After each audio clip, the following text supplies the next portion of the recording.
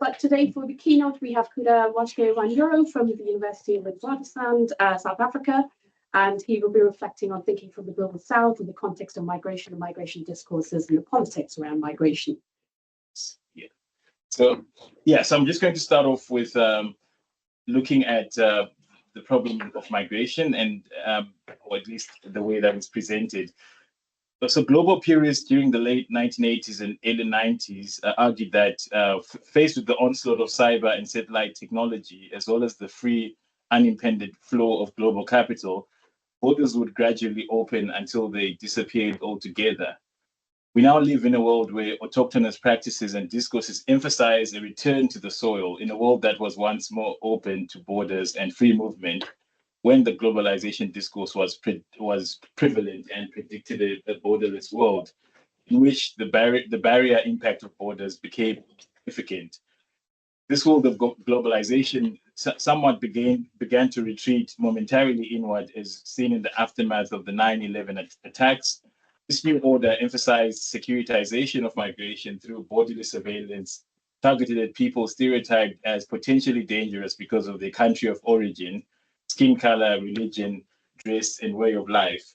And the European Network Against Racism showed that in 2013 alone, there were about 47,210 racist crimes reported across the European Union, with many of them going unreported. And of course, this is some 10 or so years ago. And we began to also see the coding of what was called the European refugee crisis in 2015, presiding over the deaths of people attempting to cross the Mediterranean into Europe, largely by boat. And Ashu Bebe has argued that borders in this way have become sites for the everyday practice of racialization through containment and detention strategies, because states are beset with dread and afraid of being invaded, and also afraid of the possibility of disappearing. So they show very little interest in making the circle inclusive. Europe externalized its borders and outsourced border control to Frontex, which describes itself as the European Border and Coast Guard Agency that, quote, supports EU member states and Schengen associated countries in the management of the EU's external borders and the fight against cross-border crime, close quotes. This management entails carrying out bodily surveillance, sharing information, as well as returning migrants to countries of origin. And these returns are administered via cross-regional cooperation between North African states and Southern European states, with these actors also being part of the Khartoum process and the Rabat process. And so we see how EU countries that share common concern about securing the EU border, the external EU border, have generally focused on border control on the basis for the member states to cooperate with Northern African states, as well as those that are in the West. And this cooperation has had profound bio and necro-political impact on the lives of displaced people that are fleeing war, violence, and political stability. And I'll just briefly sort of give a few examples of how that plays out. So one of the countries where these people are either returned or detained while on their way to Europe is Libya, which itself doesn't have an explicit legal framework addressing the entitlements of migrants, a country that some have or continue to characterize as a failed state, however problematic that framing may be for different people. Young refugees and asylum seekers then seeking to travel to or through Northern Europe, through North Africa, particularly Libya, will end up in a detention center where they're held arbitrarily in squalid, cramped conditions for months without any form of due process. Often they're exposed to human rights abuses, including physical and sexual abuse, torture, and unlawful killings, as well as arbitrary detention from criminal gangs, traffickers, armed groups, smugglers, state officials.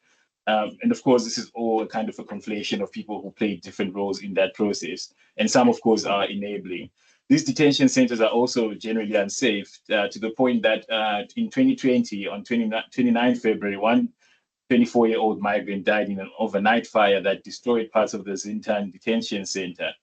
Since the beginning of that year, in 2020, over 600 migrants have been declared missing in a Libyan detention center, which is run by the Ministry of Interior, following their rescue from the Mediterranean Sea and subsequent return to the sea facility in Tripoli.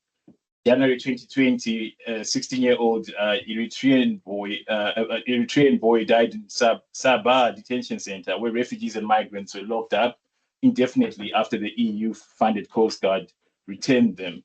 He had reportedly been locked up for more than a year prior to his death with an unknown illness and lack of medical care. And in Zintan Detention Center, southwest of Tripoli, dozens of detainees died from TB and other medical problems. This is not an attempt to try and sort of remind you of some of the gruesome and fatal experiences of this group of people, but it's really about showing how clear it is that there is some kind of everyday and visceral violence that is being meted out against African migrants. And this is in response to the view that they are illegal and they have no legal claim or right to enter Fortress Europe. This is enacted through the setting up of regimes of control that hold migrants before or after departure, to return them and hold them indefinitely under fatal conditions. So in this way, we see how the sort of cross-continental, intercontinental coordination and collaboration operates as a way of operationalizing this violence.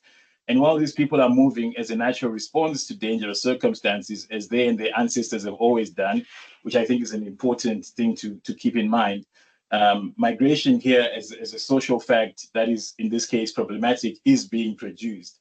It's being constructed as an anomaly and channeled back into an orderly system of legality that gives the sovereign state oversight and autonomy over human mobility. It is also being resurrected as indeed the language of the state through a system of knowledge that constitutes these people as others. This is undeniable, whether or not migrants themselves see this violence as a condition of this kind of statecraft. And it also remains the case, regardless of the number of times we can talk or write about the resilience, the tactics, the strategies of migrants in navigating this Kafkaesque regime. So then I would like to then move on to sort of talking about the next problem that sort of emerges from here, which is pretty much inevitably the problem of migration knowledge.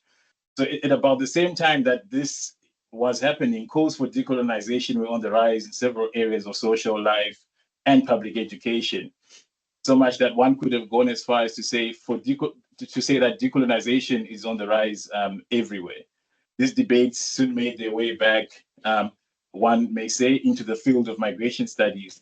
And the reason I say that they made their way back is because particularly because there's a risk of placing too much emphasis on the moment in question, which could lead to missing the fact that these ideas have roots that go back earlier, connected to broader post-colonial and critical migration scholarship.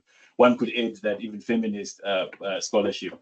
The debate on decolonization in migration studies was generally in this way shaped by influences from post-colonial theory and migration studies, especially scholars who wrote in the 1980s and 90s, like Edward Said, Gayatri Spivak, Frantz Fanon, literally scholars like Ngugi wa Thiong'o, and several others. While critical migration studies in the 90s would then question Eurocentric frameworks, this was not always sort of overtly in decolonial terms. In the 2000s, migration scholars then started to critique that the nation state, the notion of methodological nationalism in migration studies, which is the assumption that the nation state is a natural unit of analysis. And for those who are aware of these discussions, Andreas Verma and Nina Glick-Scheler 2002 would highlight how conventional approaches reproduce state-centric and Western-centric views. The debate took a more explicitly decolonial turn in the 2010s with the rise of decolonial theory from Latin America through scholarship of scholars like Walter Mignolo, Bruce Fogel, Maldonado Torres.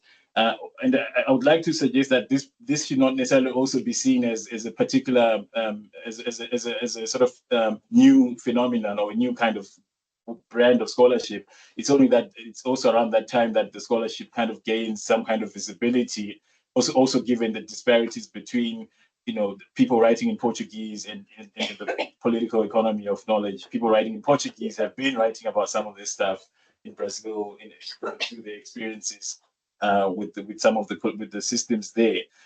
So it's only around that time I would say that some of that work assumes some kind of prominence, because it's also being translated into some of the work and into books, into works that are more in those centers of where one would find an English readership. And of course, African scholars also were also engaged in that debate, with a primary concern in borders, with scholars like Sabelo Ndlovugacheni and Ashum Bembe, just a few primary examples. And also there's a risk of suggesting that they were the ones who were writing on this topic anew.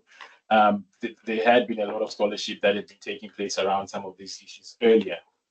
So critiques of how migration studies reproduce colonial hierarchies in terms of who is studied and who does the studying and what forms of knowledge are legitimized, somewhat crystallized around this period, until it became more visible as well in academic journals from the time perhaps around 2017-18, when scholars would then deploy some of these earlier works as optics to read the colonial problems of the field of migration studies.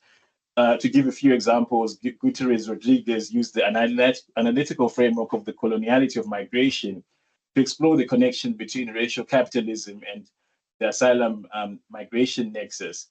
The work focused on the economic and political links between asylum and migration and how both constitute each other. And on these grounds, it also discussed how asylum and migration policies produce hierarchical categories of migrants and refugees, producing a nomenclature drawing on an imaginary reminiscent of the Orientalist and racialized practices of European colonialism and imperialism. I also wrote a blog with colleagues in the LSE Higher Education blog series, where we argued that we can't understand the dehumanization of certain migrant subjects without a reference to the continuities of colonialism that manifest in current power asymmetries between and within different world regions in the global north and global south, observing that coloniality replicated itself in two of many ways, one of them being the positionality that scholars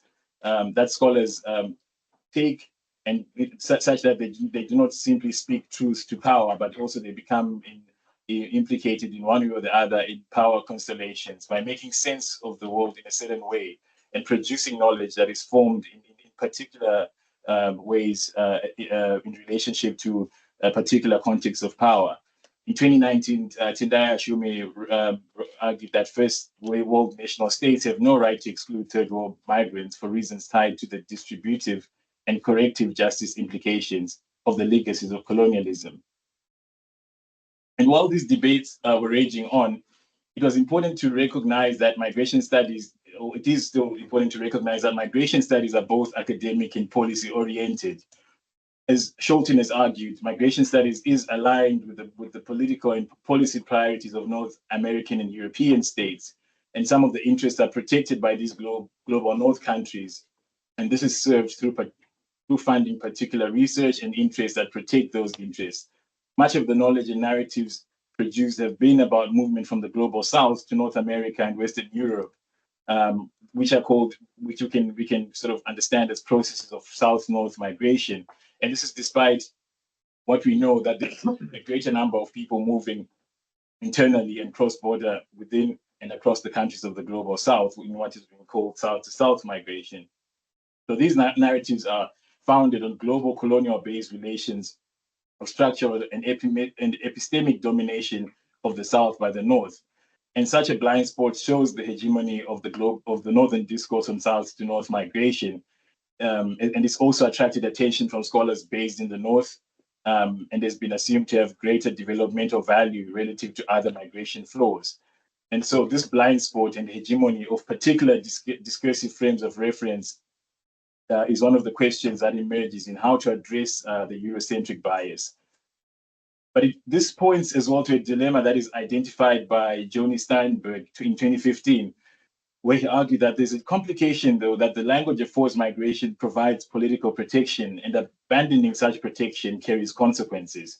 So by virtue of the field having that not only academic but policy-oriented question, there is that debate that is also put forward, which suggests that the language of migration, indeed, while being the language of the state, can determine the kind of hospitality those meant by it will or will not receive.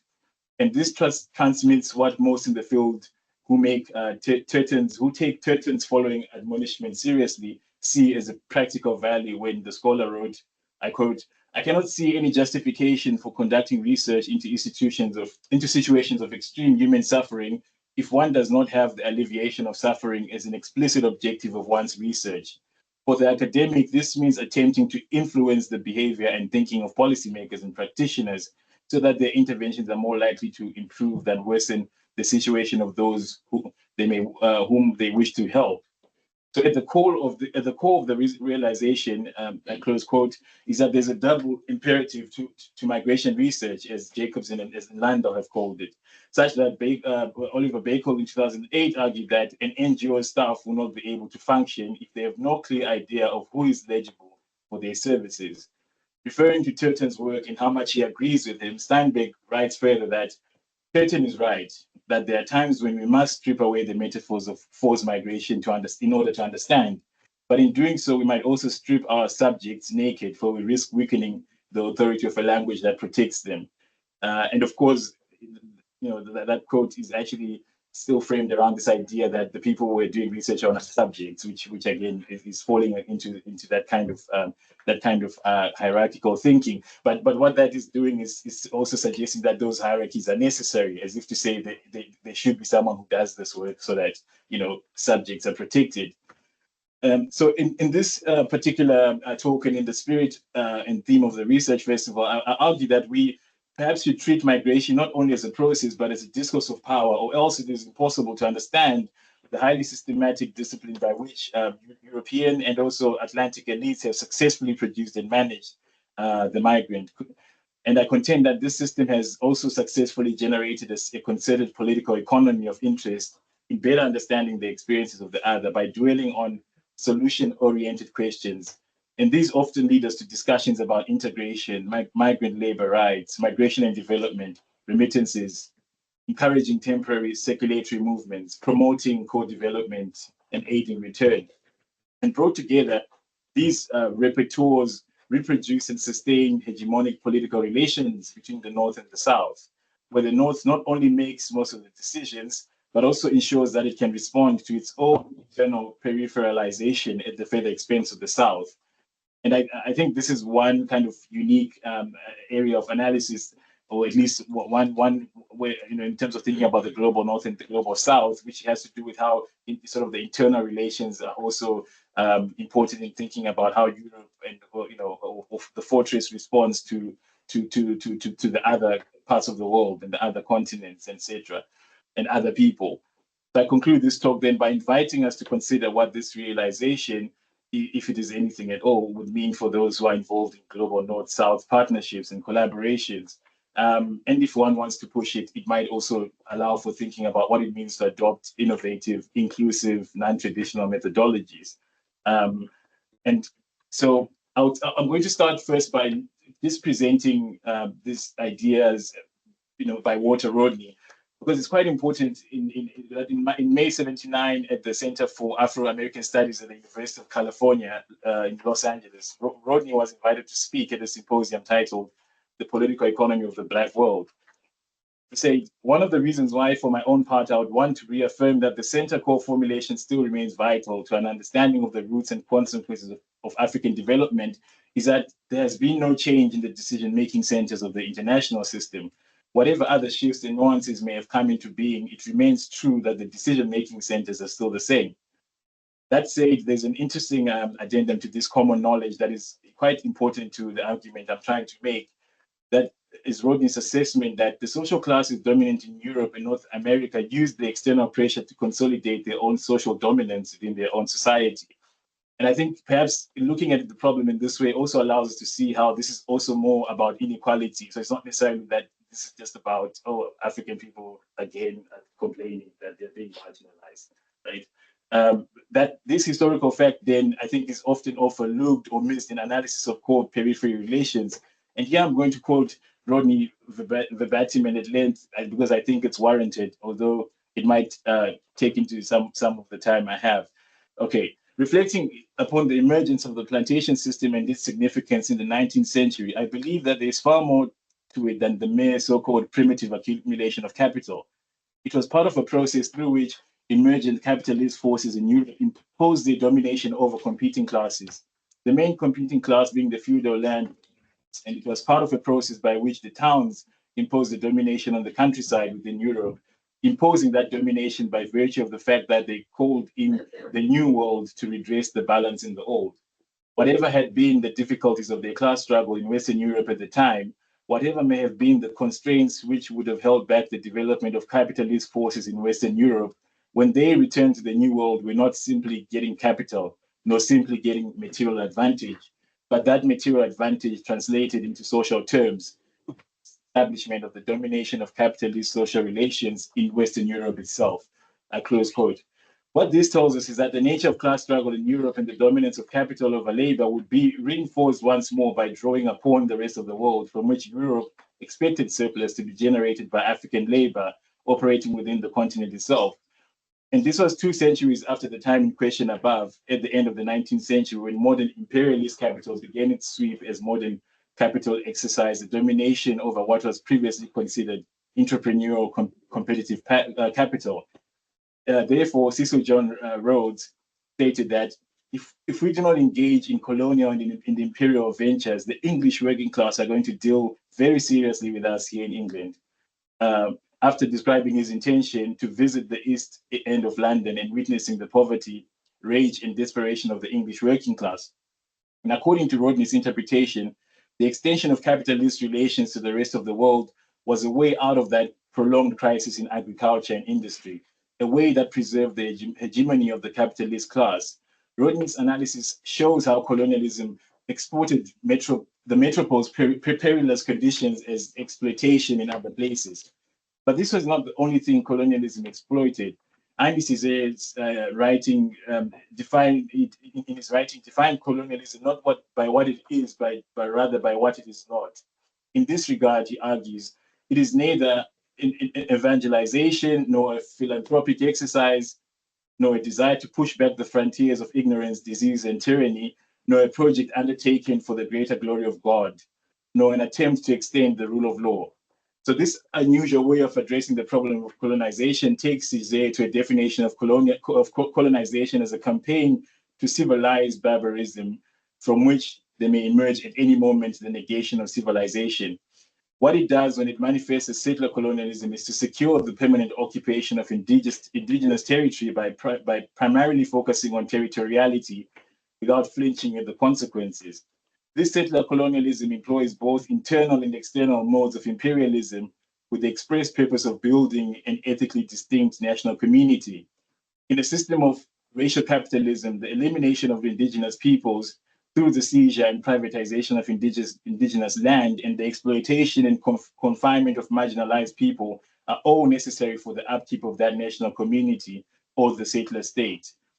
And so Mayoga et al. 2019 then referred to the carrying out of these operations by formal institutions and informal social systems of the settler state as settler colonial violence, which I think is actually comes up as well in discussions around Palestine, Israel-Palestine relation and the war.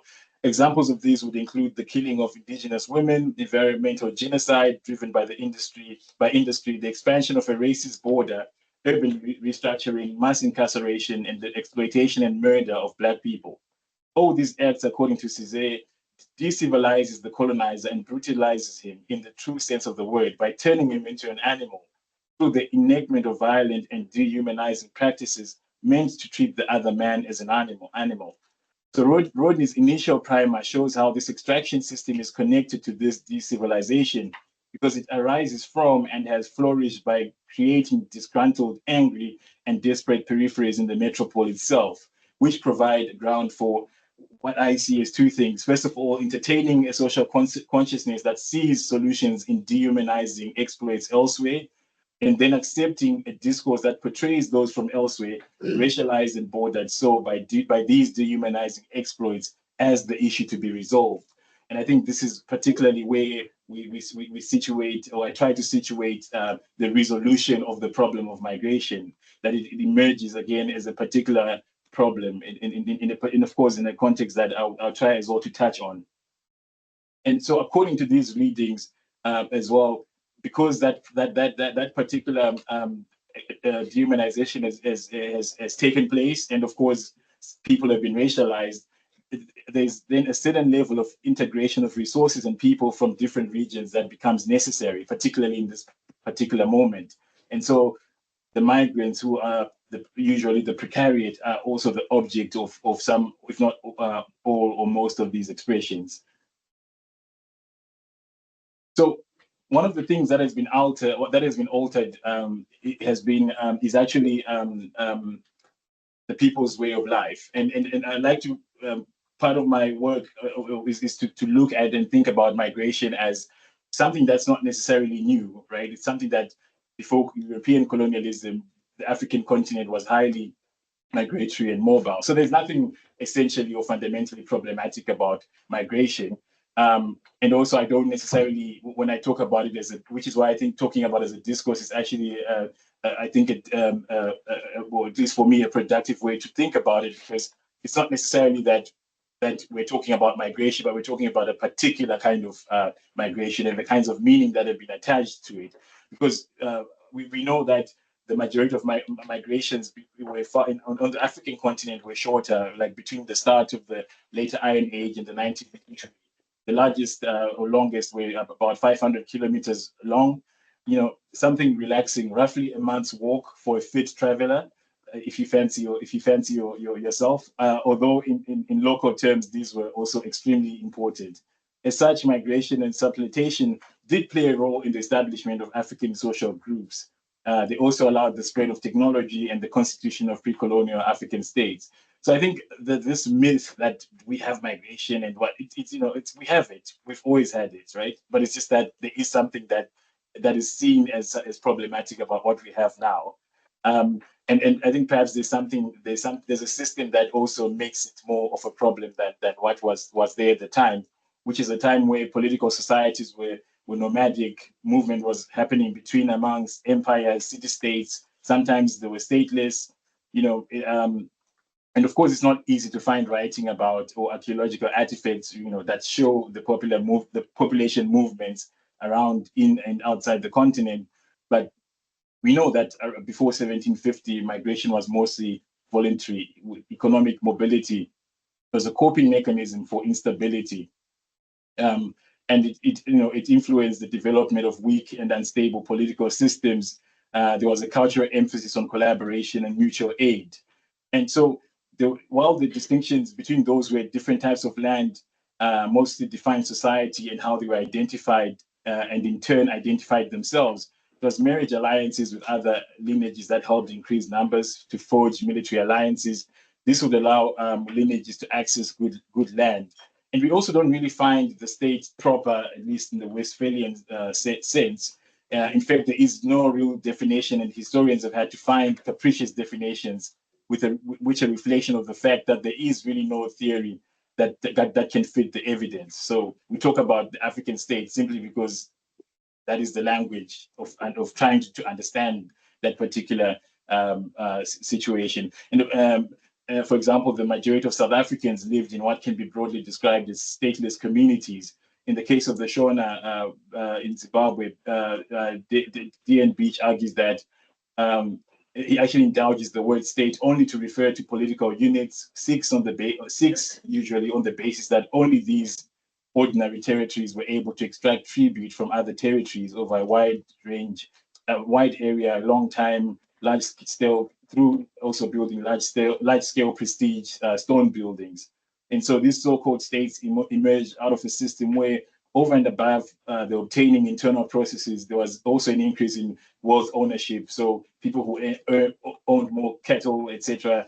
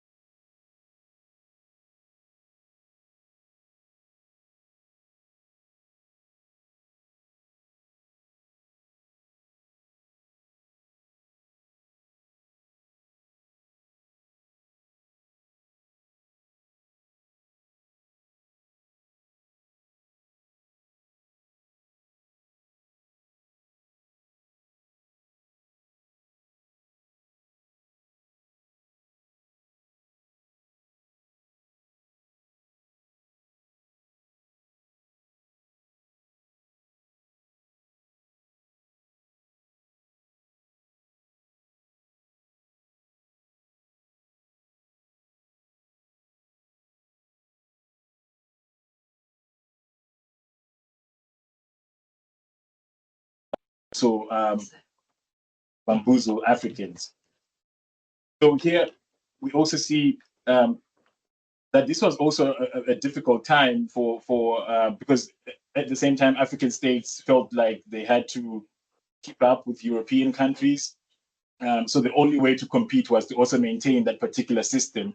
So they were because they were disadvantaged by unfavorable circumstances of colonialism. So as much as the decolonizers would have wanted some of them to remake society in their own image through humanistic reforms, they also saw it important to be capable of surviving the competitive world of capitalism. And we then see how in 1964, heads of state at the summit held in Cairo then adopted a resolution that proclaimed the preservation of existing borders. And the OAU, the OAU also at the same time as it wanted to sort of speak of a borderless world, was demanding respect for sovereignty and territorial integrity. So much of the All African People's Conference manifestos and stuff were lost, but this was also seen as something that was more conducive for peace and stability. And then looking at so then we kind of look at what's happening today, which is where I suppose what's important to note is that contrary to popular belief, most African migrants do not migrate to Europe. Most of them migrate to other countries within the continent. In 2020, only 27% had moved to Europe in the same year, and only 12% had moved to Asia. Those that moved to Northern America were about 8%, and in other regions, less than 2%.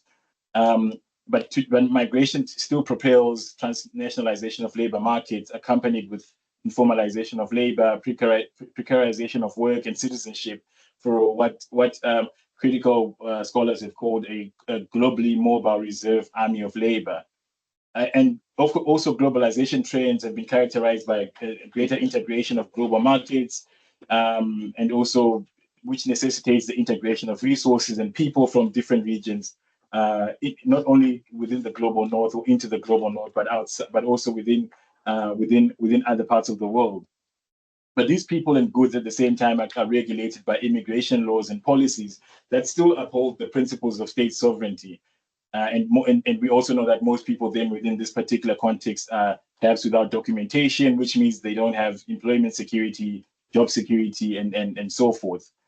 And in that particular similar context, the United Nations also has stepped in to be a backbone for global migration governance, forming a few specialized agencies that handle migration, like the IOM, the International Labour Organization, and the UNHCR. And also there's also emerged the Global Compacts on refugees and the Global Compacts on migration, which try to sort of set standards and to also try and regulate in some ways, and also in not too coercive ways, the ways that states should respond to migration. On the African continent, there's also a few frameworks like the Migration Policy Framework for Africa, a few regional agreements. But one of the things that's important to note is that the continent lacks a unified strategy to effectively engage with global stakeholders, particularly European countries, and whose priorities often dominate the policy discussions.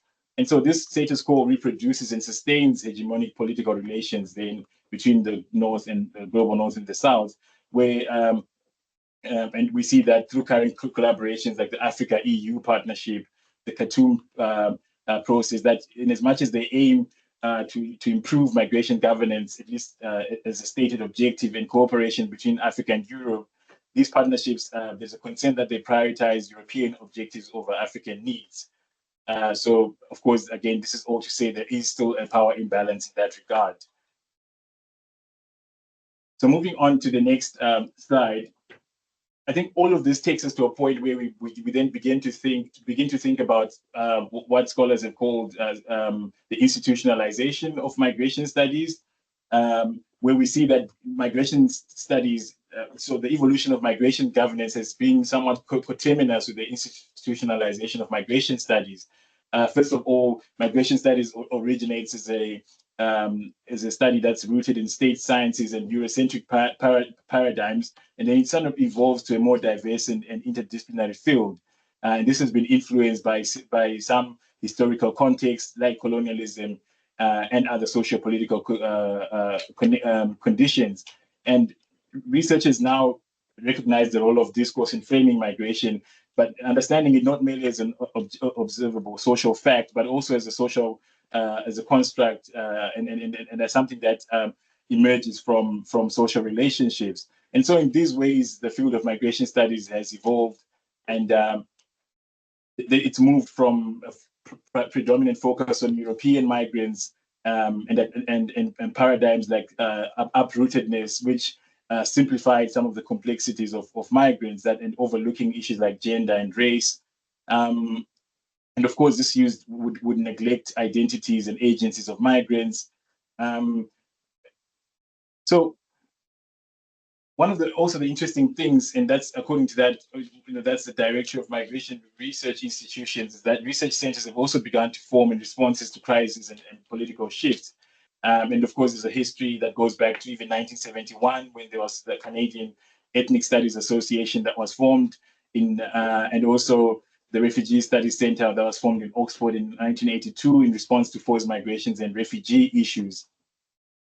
And one thing that you will see there is that with the over 150 migration research institutions that exist globally, most of them are concentrated in Europe. And then you also see that the sort of other concentration is thereabout in sort of North America, and then somewhat in South America. And then when you look at the African continent, you can probably count the dots, right? Like there isn't really you won't necessarily see that being a particular hotspot, as it were, or for the development of migration research. So, but this is also a context where the field is also continuing to develop. It's also continuing to grow. But one of the things that I would like to suggest is that these disparities, these processes, these focuses on certain topics are somewhat naturalizing migration. So now we can see it as an observable social fact that is made within certain power relations.